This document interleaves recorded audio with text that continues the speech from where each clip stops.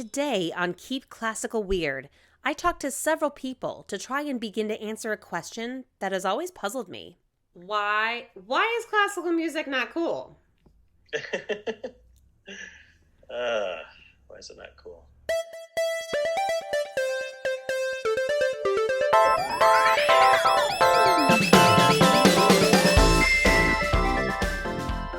Welcome, friends, to episode 4 of Keep Classical Weird.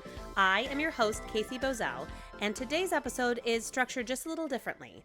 This subject material was actually not part of my original plan of episodes, but in reviewing some audio from my very first interview, now months ago, I came across a very interesting tidbit that I felt the need to expand upon. I'm ready. Are you still ready? I'm still ready. Because we're recording now. Holy crap. I know.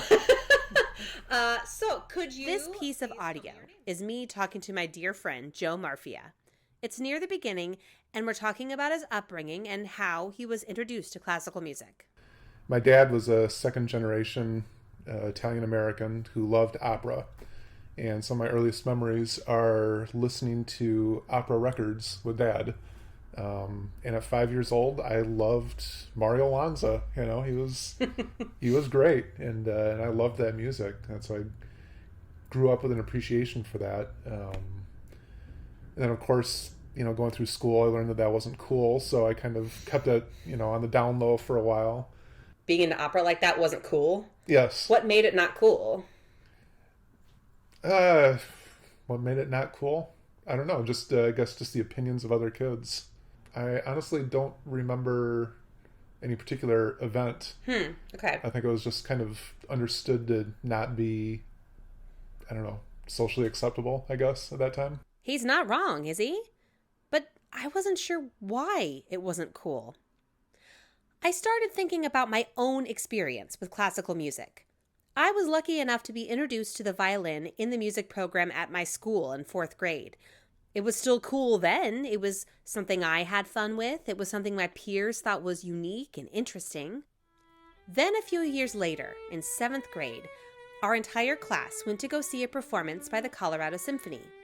I still remember that they played a piece by Ralph Vaughan Williams, Fantasia on Greensleeves. Tears welled up in my eyes, and I was breathtaken by how beautiful it was.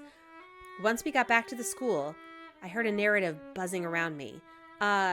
Casey was crying. Now, it wasn't bullying and it wasn't admonishing, but it was a very distinct moment that immediately set me farther away from the pack as an other. And I was dumbfounded. This was a gorgeous piece, and none of us had ever heard it before. Why did no one else react this way? There was always kind of that distance to it, because I didn't play a classical instrument, so there's that level of feeling like you kind of are almost disconnected to having a right to listen to it without having some sort of knowledge of it. This is a close friend of mine, Kellen Currey.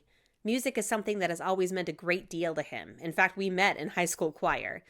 But he hasn't felt like he's had the tools to really explore classical music until he was well into adulthood. Do you feel like it was somewhat prohibitive to someone like you who, like you said, you didn't play a classical instrument? You maybe didn't feel like you had as much of a foothold within like that community. Do you feel like there was something that created a wall between you and your now enjoyment of music? I think so. I think that was mostly personal on my end, but I also see, and I've seen, like, not just classical music, but also that kind of classism. I don't know how you say that. You know what I mean? That sense of like, it's somebody who's much more intellectual than I am, has much more appreciation of it, and therefore it's kind of cut off for me. Almost feeling like I would misinterpret it and that would be completely wrong, and then I'd get the wrong impression of it, and then if I were to talk about what it made me feel, then I would look stupid. I wanted to unpack this a little bit because I felt like Kellen was creeping towards the idea of gatekeeping. That's the concept of someone from the inside claiming that another person cannot be part of the same experience that they are in without meeting certain criteria. It's generally understood as an unkind form of elitism. I asked if there were any other areas that he could think of that would be a good analogy to this kind of stumbling block he's discovered in immersing himself in classical music. I was going to say food. Like, I think going out to restaurants, there's a weird connection, I think, with this too, with the classism kind of stuff.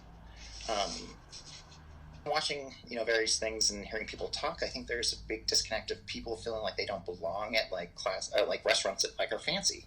Like, it's a classism thing. Like, I can't enjoy it because it's too fancy for me. I don't belong there. This one hit home for me. There are two schools of thought here. Sometimes they overlap, sometimes they don't, but it seems to boil down to this. You can enjoy brand new food with no context at all and have a completely sensory experience that is pure and beautiful. However, with some additional education, there's potential for deeper context of what you're tasting. And with a new level of understanding, there's possibly a greater reward. Now, from my perspective, these are both perfectly valid ways to eat, but not everyone may agree. The tools for understanding and appreciating classical music have always been there, but there's something within the education that makes some people believe that they are not able, or maybe even not allowed, to access them. There's a divide. It happens early. It happens with distinct experiences that divide musicians from potential audience. And this continues through to the professional product. Orchestras play great masterworks in concerts while on stage, dressed in fancy clothes, and have struggled in recent decades to figure out exactly how to connect to their audience. There's a gap created somehow, and it's created early. Kids don't have exposure to it. It's not there, and you're trying to put together an orchestra, in the middle school or high school when you have no feeder programs at all. If it's not part of the culture of, the school program early on, it's hard to develop.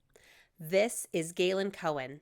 He's a counselor with a big background in classical music, and this makes him a great fit for his other job, which is the camp director for Young Musicians and Artists, or YMA, in Salem, Oregon.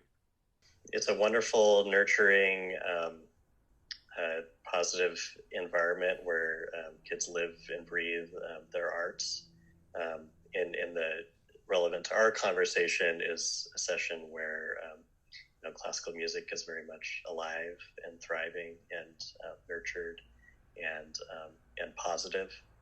And it's about growth and development and connection. Galen's first experience at YMA was as a camper. For me, I had experienced music, in the schools and in private lessons, but it hadn't been in an environment that, where everybody was living and breathing that in the same way. And so when I was, I think 10 or 11 years old, my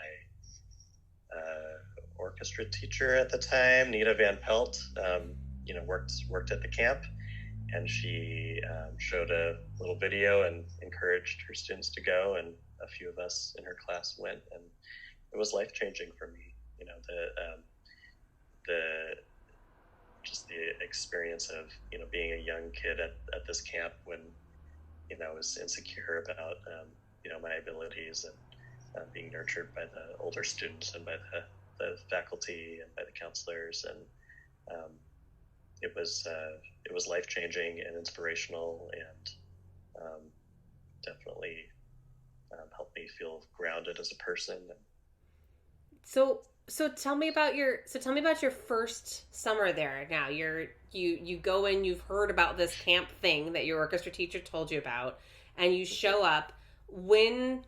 How far into it do you realize that this is a different environment and that you are speaking your language differently because you have people who understand you on a different level than you normally do day to day? Yeah, it happened pretty quickly. Like, I would say day 2 or day 3.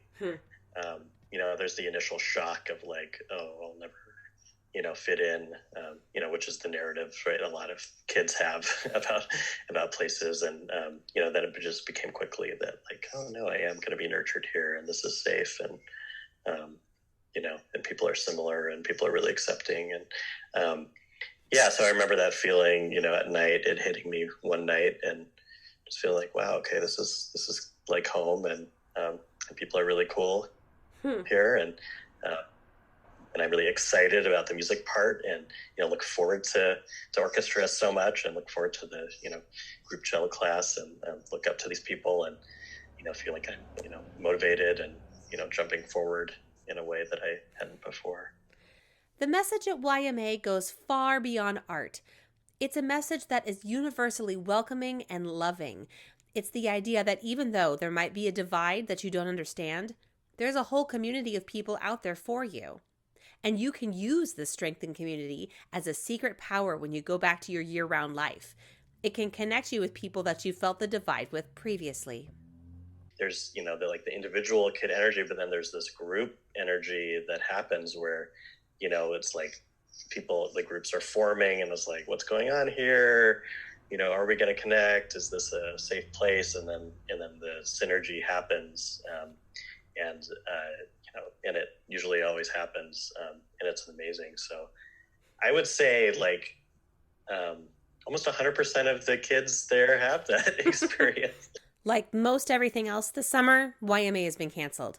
And that's the right call with the current circumstances. But of course, this leaves the faculty, myself included among them, the counselors, and especially the campers, heartbroken at not being able to be together. If you have a young musician and or artist in your life, head on over to ymainc.org and start thinking about next summer. So, our original question, why is classical not cool? I think there's so many different parts to that question that are going through my head right now. One, I feel like a lot of people's experience in classical music, especially growing up, is things need to be perfect. Things need to be, you can't make mistakes. There's a lot of competition. Sometimes it's not presented in the most positive, nurturing,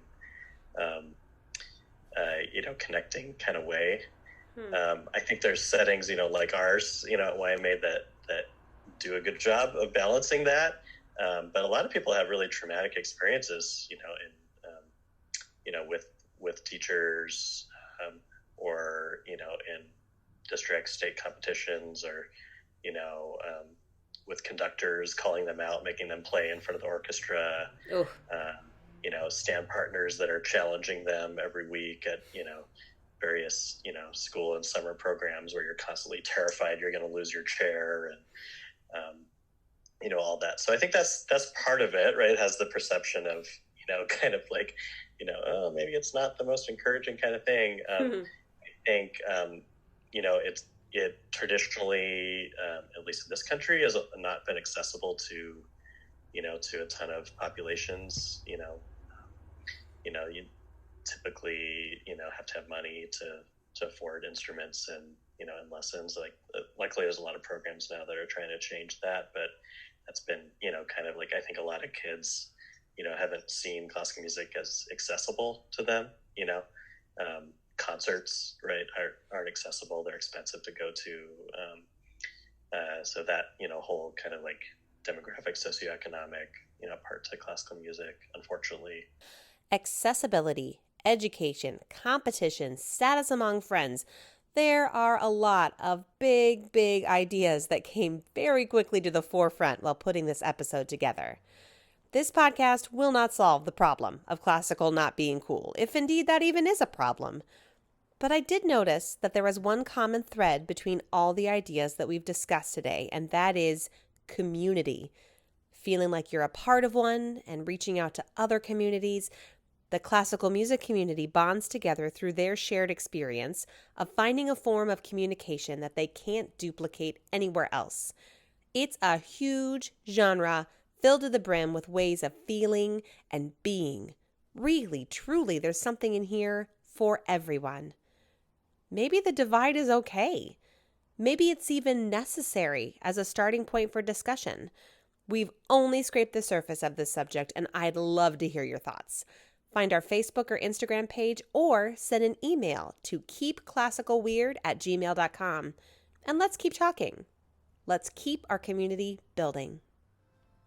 And that's our show for today. Many, many thanks to Joe Marfia, Kellen Currey, and Galen Cohen for their generosity and insight on this episode. The theme music you're hearing is by fellow YMA faculty member Thomas Barber. Check him out at thomasbarber.com.